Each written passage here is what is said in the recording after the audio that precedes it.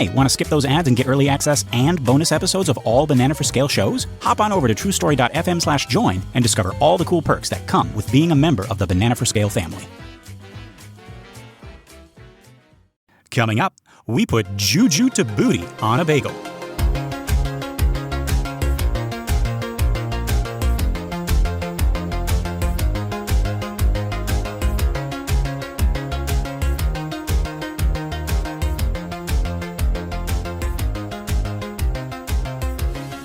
Greetings, Verse Jumpers. I'm not Lester Ryan Clark. And I'm not Keenan Diaz. We're another version of them from another universe, and this is another episode of Every Minute of Everything Everywhere All at Once, a show where we attempt to explain, evaluate, enlighten, and elucidate the Academy Award-winning film, Everything Everywhere All at Once. Okay, so our minute begins with Evelyn realizing her daughter is Juju Tubootie. And it ends with Juju realizing that Evelyn is still hung up on the fact that she likes girls in this world. Yes, folks, it's a minute of realization and revelation here. Kind of. Evelyn's trying. She's a boomer. Baby steps. She almost got the name right. Mm-hmm. But let's get to the top of this minute. You'll remember Jobu, not Juju, had just taken out Officer Brian with nothing but a fistful of dildos. That's a Clint Eastwood movie. And I forgot that not only are they extremely wobbly, not Clint Eastwood, the dildos, extremely wobbly in that final pose, but the Daniels have also added a sound. Mm-hmm. It is the wobble sound. Mm-hmm. I think it's made with like sheet metal or something, but there's an example of this being a cartoon, right? A wobbling dildo wouldn't make a sound in real life. Mm-hmm. Not the ones that she's holding. But Jobu is rewriting the rules of the universe, and these dildos make a sound as they swish through the air. But it ain't a swish. It's a wobble. But also the rest of the sound of the world are taken out, except for that wobble. Yes. Right, because we're still using that musical sting from the previous minute, and that's mostly what we hear. So even this is like it's cutting through the soundtrack to hit our ears, yes. These dildos are so important that first we need to manufacture a sound, and then we need to elevate it over the rest of the world. Right. Yeah. And just a quick PSA, at home, if your dildos make that noise, please send them back to the manufacturer. Yes. All right. Stop using them immediately. Mm-hmm. Next week at the doctor's office, well, what seems to be the trouble? And you just open your mouth and it's like wob, wob, wob, wob, wob, wob. Is that why Charlie Brown's teachers... No. They seem to be very distracted. They seem to have no time for the kids. No, not at all. They got more pressing matters. But yeah, we cut to Evelyn, who says, "You're Juju Tubootie." I like this too. We are acknowledging that it is a silly name. I think you said this before, Keenan. Like we know that it's a silly name. The writers are showing us that it's a silly name and that they know also. But we get to have it both ways. Sometimes we hear the name and it has all of this like ominous weight to it. Like when Alpha Wayman says it, or later when Alpha Gong Gong says it, right? Mm-hmm. And sometimes, mostly when Evelyn is trying to use it, we realize how silly it sounds from her or our point of view. Right. Mm-hmm. Yeah. But at this point, we're already playing with it, right? We're already turning into Juju Tubootie, right? Jobu Tubaki has already become standard. Like we've already learned what that is. And so it's relatively early on, but we're already able to make Evelyn have a malapropism with it. Oh, I like that. I didn't even think about that. Yeah, like the reason we laugh is because we are already comfortable and familiar with the real one. Huh. So like people in the audience would be like, well, no, it's Jobu Tubaki. It's like, they probably wouldn't say that. They movie theater etiquette, folks. Don't. That's right. But yeah, no. I like what you're saying. And I like this too. Like, I can't explain it, but I like that we then cut to Jobu, and she's still smiling, and she winks. She doesn't care that Evelyn got the name wrong. Right. She might even like it. She might have picked the name specifically for that reason, right? And then she laughs, and it's not an evil villain laugh. It's a genuine human laugh. It almost has a warmth to it. Maybe it's the piano music that's still playing on the soundtrack. Now we cut to Evelyn as she says, the great evil Waymond was talking about is in my joy? Interesting. Not is my joy, but in my joy. There's still a little bit of denial happening here. She thinks Jobu is like a disease or maybe even like a Captain Howdy or something, right? Something that can be cured or removed. Yeah, right. Or a phase. Yeah, oh yeah. Right? So before we move on here, there's some things cut from the script that I'm glad are cut. If what we have in the finished film is pretty perfect. But this kind of slows some things down. But they're interesting. So we have Evelyn, the great evil that Wayman was talking about is in my joy. Deirdre says, Deirdre, what are you doing here? Right. Once we've seen the pig go over to Deirdre, we've completely forgotten about her. Yeah, she doesn't exist anymore. Yeah, she's down the other hallway. That confused me so. Right. So Deirdre, open parentheses, Bagel, close parentheses. Do not mistake what you see from your limited perspective as evil. Decree 241, Rule 6, there is no good, there is no evil, there is only Goovil.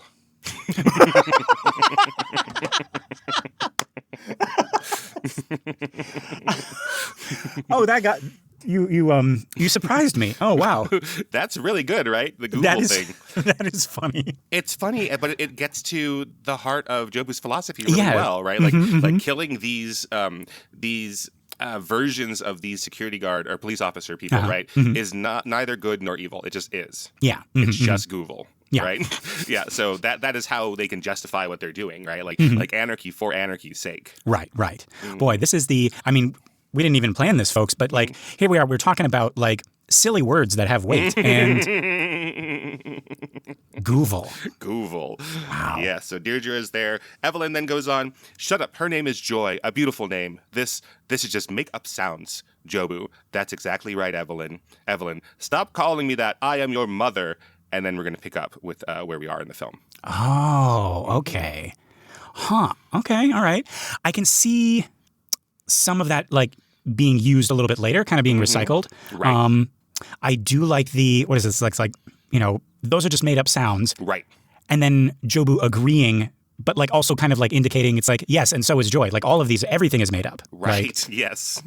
Everything is arbitrary. Right? Yeah. Yeah. And it is kind of sad. Like even, you try to imbue to your children, right, when you choose their name, like your feelings for them, like your love for them, but also your hopes and dreams for them. And then Jobu was like, well, that's just made up. That's just nothing. Yeah. No. Which is true, but you're not supposed to say it. Nobody wants to think about that. Right. You're like, your name for your child is not their destiny. But of course you feel that when you're doing it, right? Yeah. We choose names like in the hope that they will grow into them. Right. But like not realizing that like our perception of that name is also subjective. Right. And like even in addition to being subjective, not connected to any kind of destiny or meaning or anything. Right. Right. And I was going to say, like, sometimes you name your kids after, like, your parents or something like that, or someone that you've lost. That's relatively common, like maybe giving a middle name to your child after your grandmother or something like that who's no longer with us, right? And, like, you want to be connected to your ancestors through your child, and, like that's again, like, difficult, if not impossible, but that's the hope that you have for them. And I was going to say all that, but I was like, wait a minute, Lester is named after his father and his grandfather. Well, no, I was going to bring that up as well. Like, because I've thought about that. It like and I can't speak for my parents who named me, but I think about that sometimes in like is that maybe an attempt to live on through your child? It's like, hey, Lester will still be alive, even though I won't be. Like, I don't know. Like it's I'm sure that's not why I was named after my father and grandfather, but it is an interesting thing, like the choosing of a name, right, and the expectation that you have for a life that is going to be largely out of your control. Absolutely, right. Yeah, and I agree with you with the removal of Deirdre, as much as we love her. But she is, she's already done the kind of like the toady speech of like, this is, the bagel and right, this is, what is it? A statistic inevitability and all of that. She's made that speech already. In the Thetaverse, yeah. Yeah, right. And I don't think that Jobu would actually allow her to be with them in this like mother-daughter moment. Like maybe when they're like talking to the hostages or something like that. But it's like this is the person I've been trying to like find. Like you don't make the speech to her. Like you make the speech to everybody else. Right. So maybe they shot that. I'm not sure. I haven't seen a deleted scene of that. But yeah, at one point they realized, okay, this is best just in this hallway with Joy and her parents. We have Evelyn, who is conscious and can interact, and then Wayman, who is unconscious on the floor. And yeah, so for whatever reason, Evelyn has said the great evil Waymond was talking about is in my joy, right?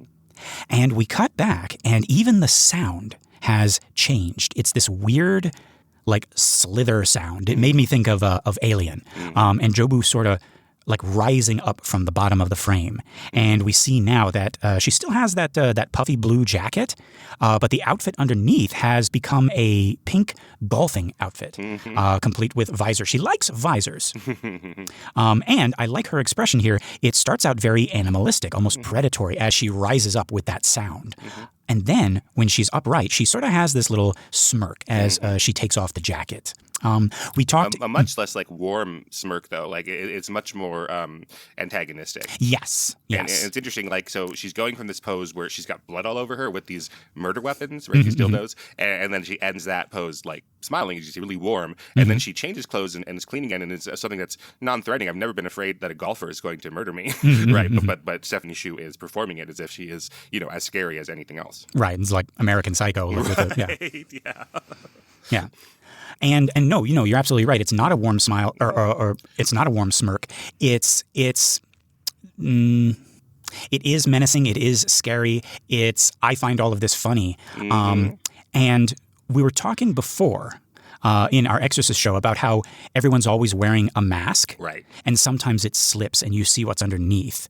And I feel like for a split second we see something as she's like rising up with that weird alien sound, right? Maybe it's anger, maybe it's hunger, maybe frustration that her mother is still not getting it. But then, the cutesy Harley Quinn mask goes back up and she has that little smirk, right? And I always love those little flashes. It's almost like we saw something that the character hadn't intended for us to see. But of course, the actor intended for us to see it. Yeah. But yeah, so as she's sizing up her prey, we hear Waymond, but he's still unconscious. Waymond, what are you doing conscious? Yeah. Then we cut and we see it's Alpha Waymond back in the Winnebago watching all of this on Audrey's monitor. He says, don't engage. She can't be reasoned with. And Peter and Audrey are also watching, unable to look away. I like how Peter is like, he's not even watching his monitor. He's turned and he's like, they're all three watching Audrey's monitor. Right. So in the script, again, that line is in response to Evelyn being in a fight with Jobu and Deirdre about the nature of Jobu, right? And like this, this is, I gave her this name, etc. And that's why Waymond pipes in here.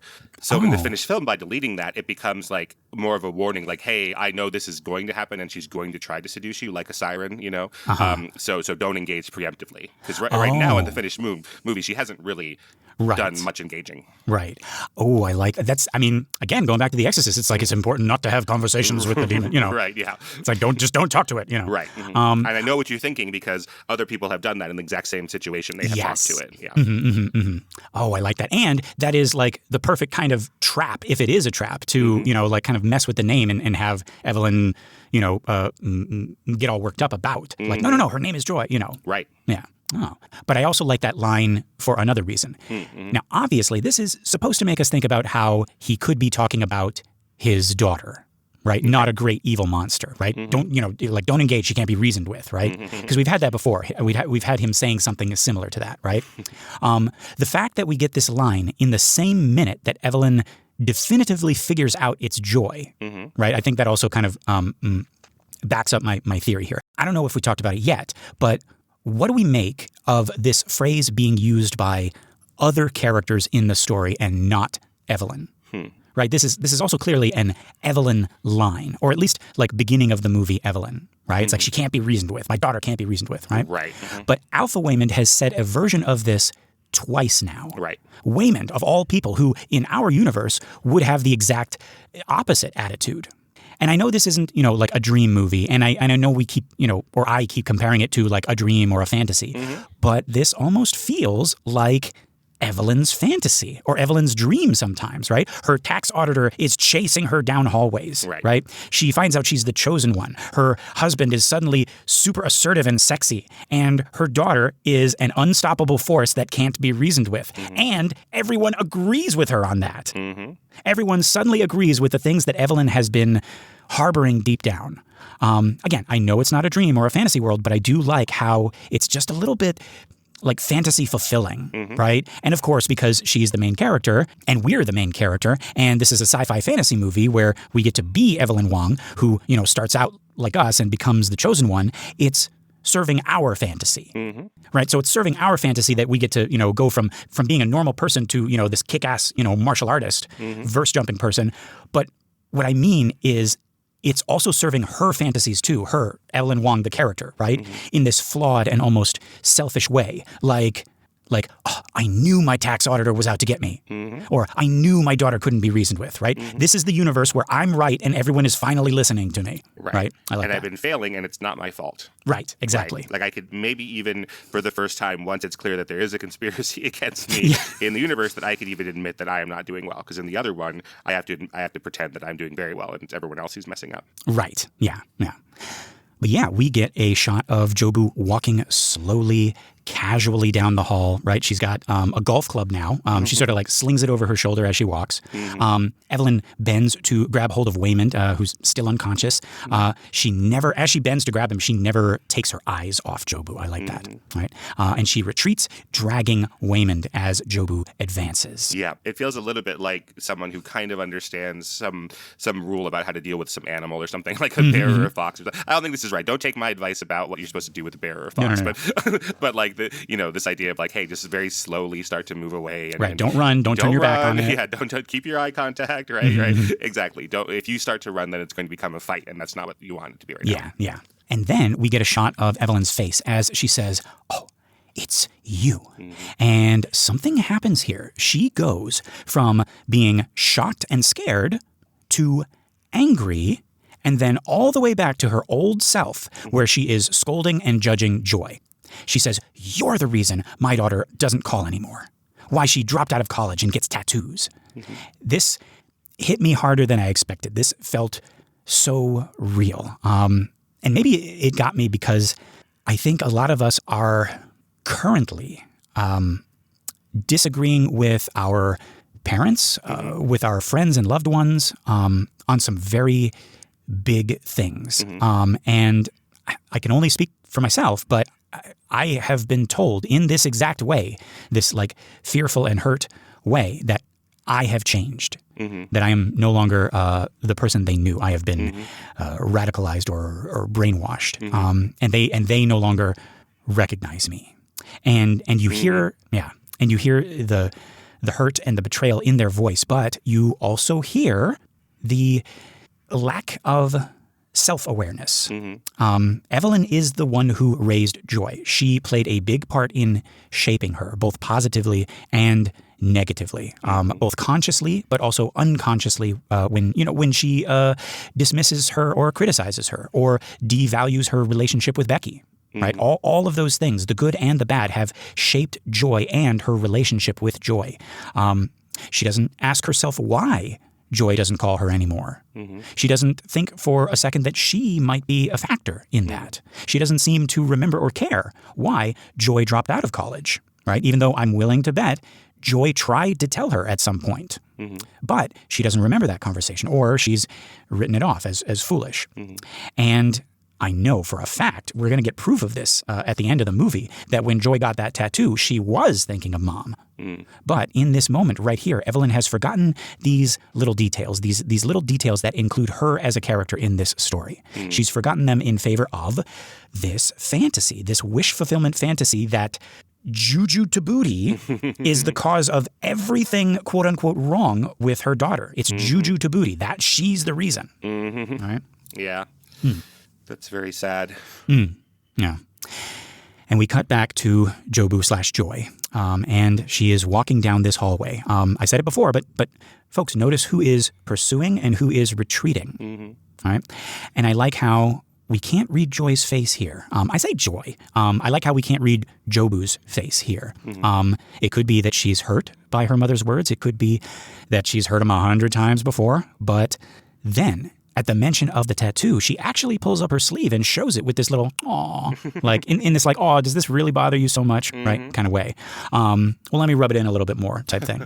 And then but as should we say what it is, the tattoo? Yeah, okay, yeah, let's say what it is right now. Yeah.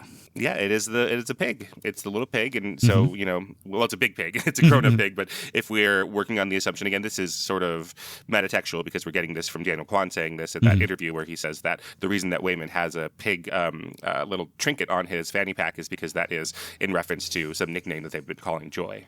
Yeah. So it's interesting. I agree. Like, I don't think we don't really know what Jobu thinks here. I don't know. I don't think Jobu has the same tattoo in every universe, right? But in this universe, we see that Evelyn is upset about tattoos, but one of the tattoos, at least, is probably in reference to her parents' nickname for her. Yeah, right. And I guess we'll just like spoil it right now. I guess we need to talk about this, but there is that moment at the very end of the movie where they're having the final confrontation out in the parking lot, and she says, I can't remember it exactly right now. Well, I mean, once we get to it, but she says, like I hate that you got a tattoo, and I don't care that it means family. I hate tattoos, and so what does that tell us? That tells us that Joy got a tattoo, and like as she was getting it, she was thinking of mom the whole time, right? And she was she must have known that Evelyn was going to be mad about it, but she must have thought that she could like win her over and be like, look, mom, this means family, and this is for us. I got this because of because of us, right? But she might come around to it or something. Yeah, right.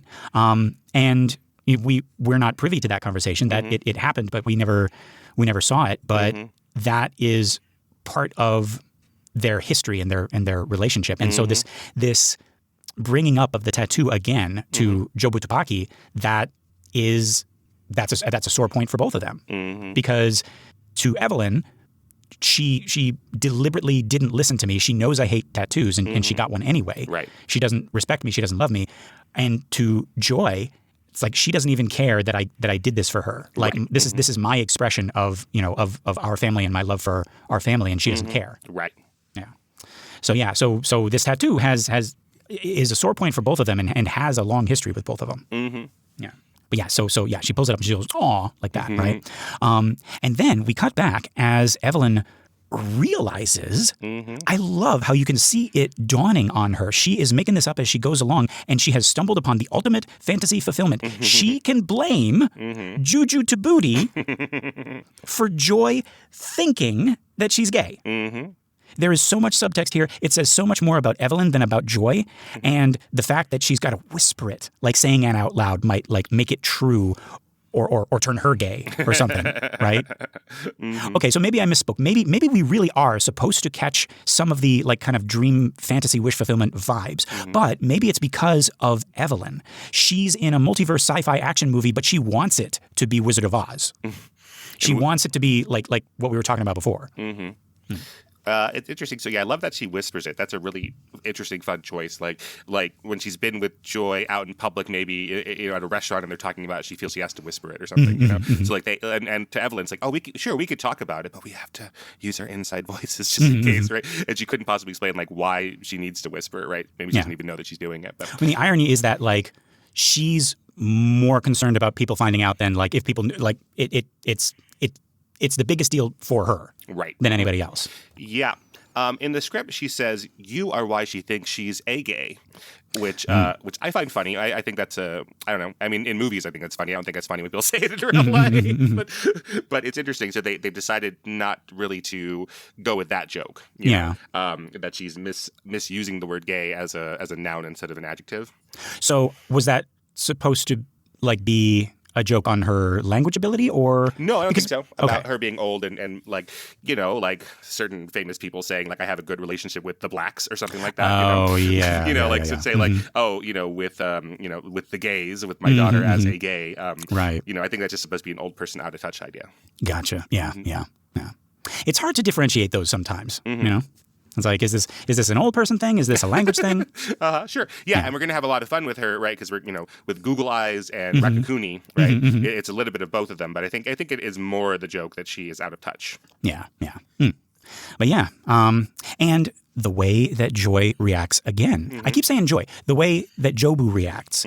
I feel like she wasn't expecting this. Right. I know that she knows that Evelyn is still bothered by her being gay, but I feel like she thought they had made more progress than that. And now she's talking about it like it's a disease. And I feel like this would be a very sad surprise to our Joy. Right. Like I didn't realize how little my mother understood me, like how distant we still are. But this Joy, Jobu, is less surprised, but I like how it still got her to stop the soundtrack. Right. And sort of like recalibrate, right?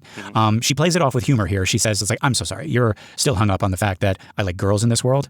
But you can also hear the hurt and the disappointment. Like, oh, maybe this isn't the one. Or maybe it is. And that's even worse. Because what does that mean? That the best version of my own mother understands me so little. Right. I hear you. But again, right now, she's using our Joy as an avatar, and our Jobu just thinks it I think she's putting on the hurt, right? Like she's pretending that this, because she doesn't really care about these little problems, right? These family problems. Our Jobu. No, I don't know. Like that's what I've been kind of struggling with through this movie, because like we see at the very, very end, them in the parking lot, and it's Joy and Evelyn. But if we're going with everything else that we understand about this movie, isn't it also all the Joys and all the Evelyns? And isn't it then isn't it also Jobu and Evelyn? Like isn't Jobu doing this to seek out and connect with her mother just as much as Joy would be doing? Well, yes, I agree with that, but then like the actual substance of why in this world they're not connecting is a drop in the bucket, is what I mean. Like the relationship part of it, yes, absolutely. But that in this universe, it's about being gay at the end of the day, right? She's laughing at that. Okay. You know what I mean? She's like, that's a sillier one. Like this is such a little like I've been to other universes where we don't connect on for much bigger reasons. Right. And, we have different gods, or we command opposing armies in the World War or something. Right. Or I killed Waymond or something. Right. Exactly. Yeah. Yes. So I want to go further in the script, and it's I want to do in this minute because So anyways, let me say here. So Jobu says, you're still hung up on the fact that I like girls in this world. The universe is so much bigger than you realize, Evelyn. And that's what she's going to say in the next minute. But I want to continue on here. So then in Chinese, Jobu says, I've fucked everything. Evelyn says, watch your language. She struggles to get away, but Jobu continues to stalk her. Jobu, you fucked everything too. Girls, dogs, cars. She pulls a picture frame off the wall, and with a rumble pop, pop, pop, we see the photo in the frame changes to photos of Evelyn lovingly with Deirdre, a dog, a car. Evelyn, never. Deirdre, Bagel. Decree 3707, Rule 34. If you can imagine it, you have fucked it.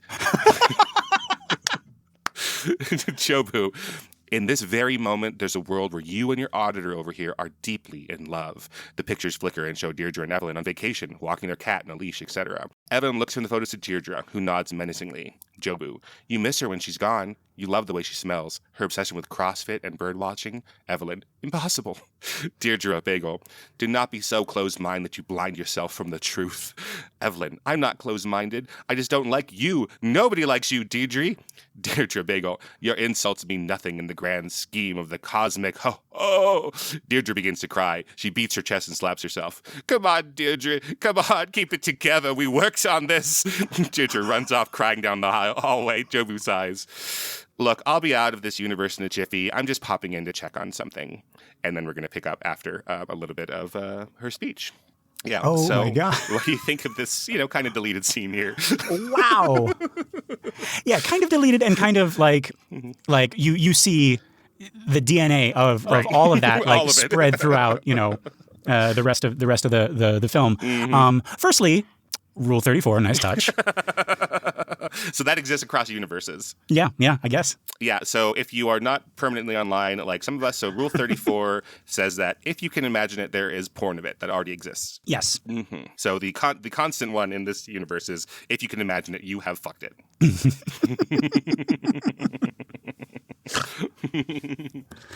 Oh, boy. That is... I am so glad that Daniels have decided to, like, save all of this for us. Yeah, absolutely. And isn't this like the perfect way to save it? Because it's like I agree with you. I wouldn't want this in the movie. Right. It messes with, like, the movie is perfect as it is. But I do like these little peeks into, like, what could have been. Right. Right.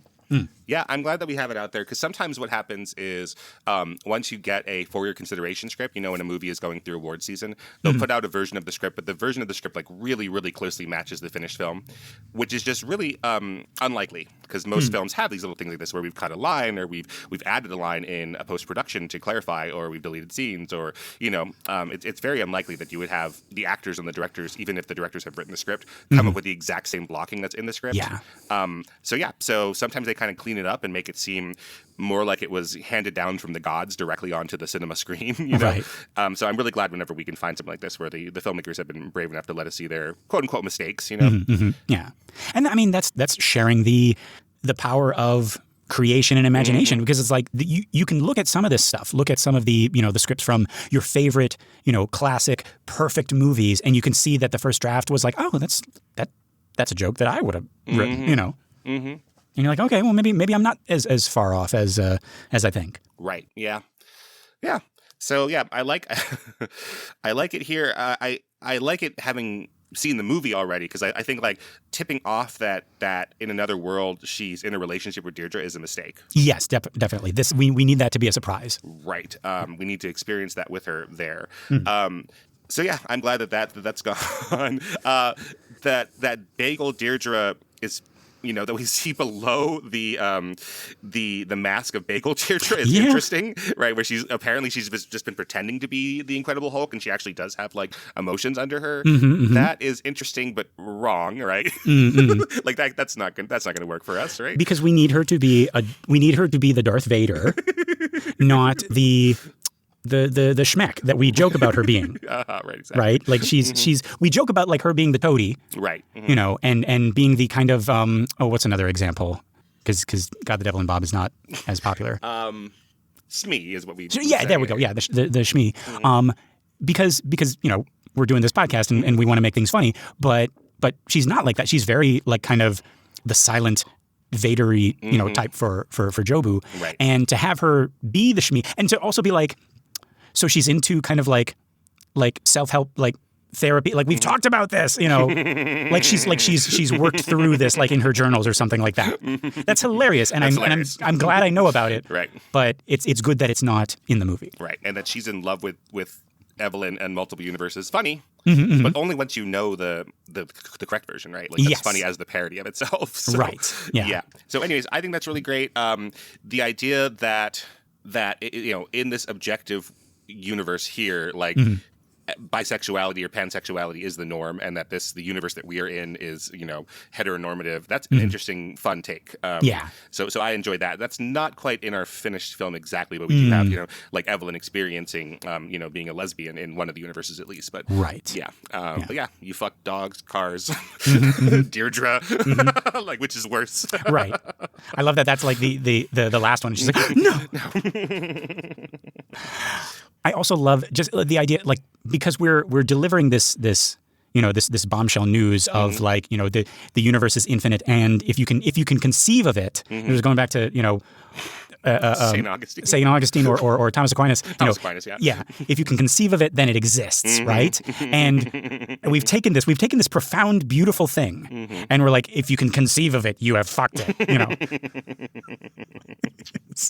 Excellent. But but again, like that is what's great about the Daniels. Like on the surface, that is a funny joke, like a hard joke. Yeah. But really, that is some deep philosophy, profound, right? Yeah.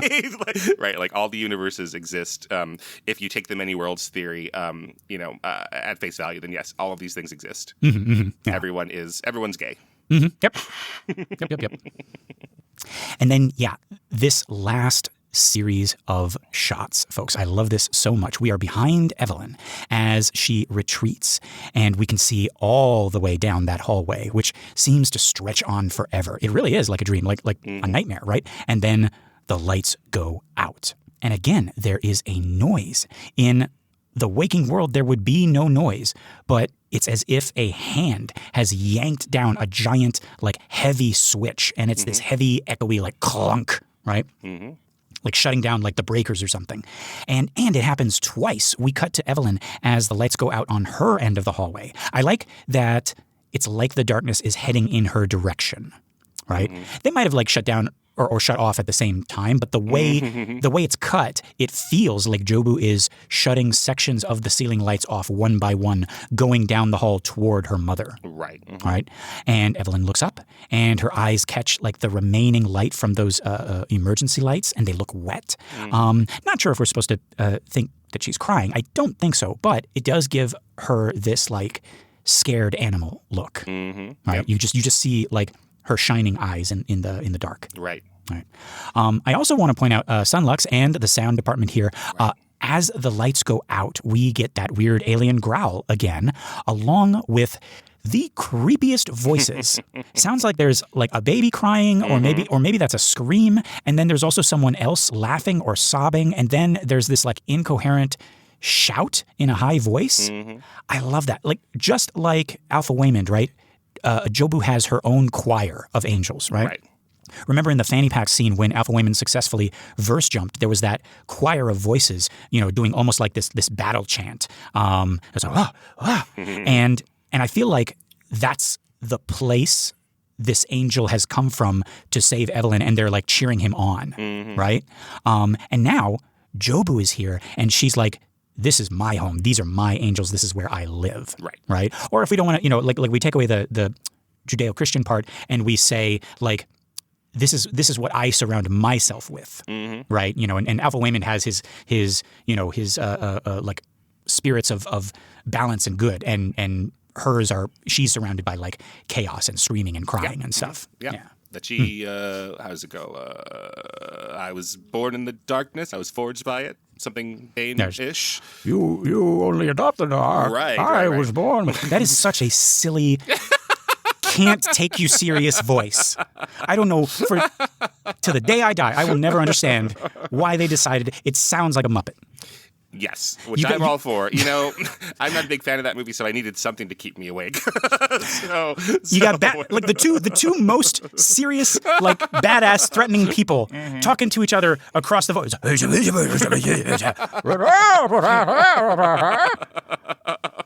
Right. Buy Bane cereal. All the children like Bane cereal, Batman. This beating has been brought to you by the letter B. Goodness gracious. Okay. Let me pull up this actual line to make my actual point. And I'll say it in the silly voice. Sure. But again, like the Daniels, it's silly, but it has a good point. Oh, you think darkness is your ally, but you merely adopted the dark. I was born in it, molded by it. There we go. That's it. That's what I was trying to say. Yeah, now Jobu is comfortable here in the dark. Yes, right. With the screeching, howling voices around her. Right. Like to have the silence is to pretend that those things don't exist, right? To be in a hallway where you don't hear screaming babies is a lie. Right. Yeah. Because screaming babies are there are screaming babies somewhere in the world right now. Yeah. Right. One of the sound effects here, I put this in the chat for you to click on here. Oh, okay. So this is a very famous film sound effect. Like sound designers like using it kind of as an in-joke, but it's also it's become so cliche because it's so useful. And this is the red-tailed hawk. Have you heard this? All right. I'm a little nervous about this. No. It's a very famous sound effect. Okay. Let's see. Oh, Jesus. You've heard that before. Oh, though. yeah, definitely. Yeah. So, like, it's very frequent, like, when a character wakes up and they're like, oh, where am I? And then we cut to the wide shot of them alone in the desert. We get this right like that. So that's in there amongst this cacophony of sounds right at the end of our minute. So that it's like some people might have heard like the Wilhelm scream, right, that they use in George Lucas movies.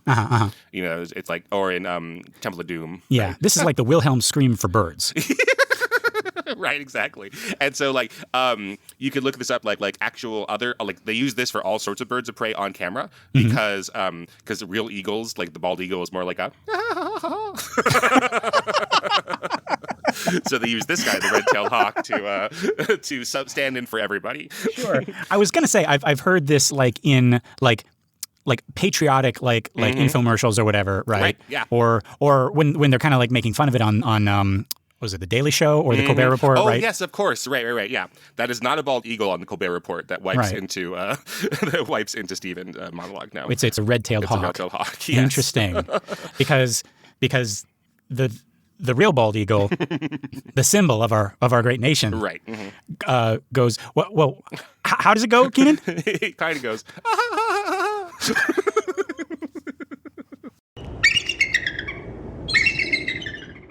Well, there we go. Yeah. So now we know. Right.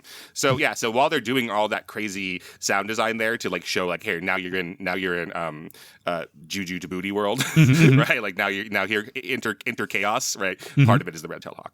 I like that, and that's also that's so appropriate too, because it's like Jobu's like, yeah, I'm not above using like stock sounds. I think so, yeah. Or not that I'm not above, but it's like I'll throw in a Wilhelm scream. Yeah, like, sure. Right. In my universe, Wilhelm actually is here. Right, but like your dildo floppy saw bandsaw thing. Right. Yeah. So yeah, just like cartoon heaven or cartoon hell, you know. Oh, I love it. But yeah, okay. So what did we think of this minute? It is fun. I'm again really glad that we have the screenplay so we can see some of the choices that we made. So yeah, I like it. And Jobu looks pretty scary here. Yeah, it's funny. It's scary. Didn't expect this kind of like revelation between mother and daughter. Even though I've like watched this a bunch of times, this was the first time I kind of took a close look at what they're saying to each other. And I'm excited to see where this goes. But folks, this has been the 57th minute of Everything Everywhere All at Once. I've been Lester Ryan Clark. You can reach me in all the universes as Lester Ryan Clark. And I've been Keenan Diaz. In your universe, I'm on Letterboxd and Instagram as Howdy Keenan. We got our Facebook listener group, Banana for Scale. That's a community for all of our shows, including this one. It's a private group, but just request to join and you'll be sucked into the banana. If you want more, consider joining us at truestory.fm/join and look for Banana for Scale. That's us. You get bonus episodes of all our shows, access to our Discord, and you get your episodes a week early and ad-free. Pretty cool. Just $5. If you're not sure about that yet, one thing you can do that's absolutely free but would mean all the universes to us would be to give us a 5-star rating on iTunes or Spotify or wherever you listen to our show. That and sharing the show by word of mouth or on social media is going to help our little podcast grow and find more cool people like you. All right, it is time to jump. So let's see. There is not a lot. You got your blue jacket. You got your Jobu's costume. You could pick from the script like the the pictures of the cat and the. Okay, you know what I'm gonna do? I'm gonna where did Deirdre run off to?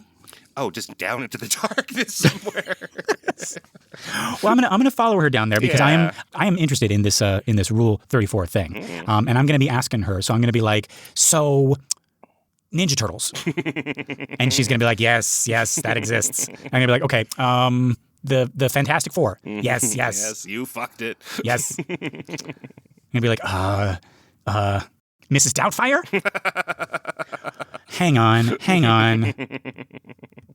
Rule 34. Oh, no. Mrs. Doubtfire. Rule 34. Mrs. Doubtfire. Oh, my God. All right. Here we go. Ew. Oh, Jesus. No.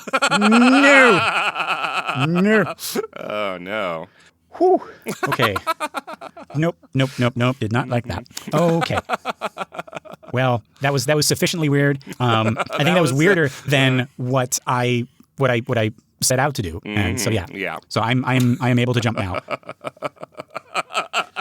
That'll probably fuel you for a couple minutes. Yeah. Yeah. Oh well, geez. Well, I am going to pick up Jobu's blue jacket that she put on the ground and left for dead here because she's not going to come back for it. And now it's my blue jacket. It's there mine. You go. Yeah. Hey, that's a nice blue jacket, you know? Oh, thank you. I murder police officers in it. Oh, well, there you go. Yes. He doesn't really, folks. He doesn't really. No. Whew. All right. Okay. All right. Keenan, are you thinking what I'm thinking? That rule 5 is if we can imagine our listeners have given us a 5-star review, then they have. Hang on. I'm imagining. Oh, I feel so much better now. Yeah. Wait a minute. Hang on. Now, damn it. This is like, once you know, then you have to... Rule 34. Every minute of everything, everywhere, all at once. Okay. Well, I have good news and bad news, Keenan. What's the good news? The good news is that we're not popular enough to have a Rule 34 page. Oh, good. The bad news is we're not popular enough to have a Rule 34 page. All right. Nobody do anything with that. That wasn't a suggestion. That wasn't a hint. I don't even know why I said that. But there is a Rule 34 for everything, everywhere, all at once, and I'm not going to click on it. Yeah, I do see. Well, there's a bunch of stuff that you would imagine, but I do see one that I like, which is Brian Lee high kicking with a statue up his ass. But that's in the regular movie? But this is unblurred, baby. Oh, okay. See, I haven't clicked on it yet, folks, and it's going to be one of those, like, if time is infinite, eventually. Right. Okay. All right. Okay. I think with that, let's jump out of here. 1, 2, 3.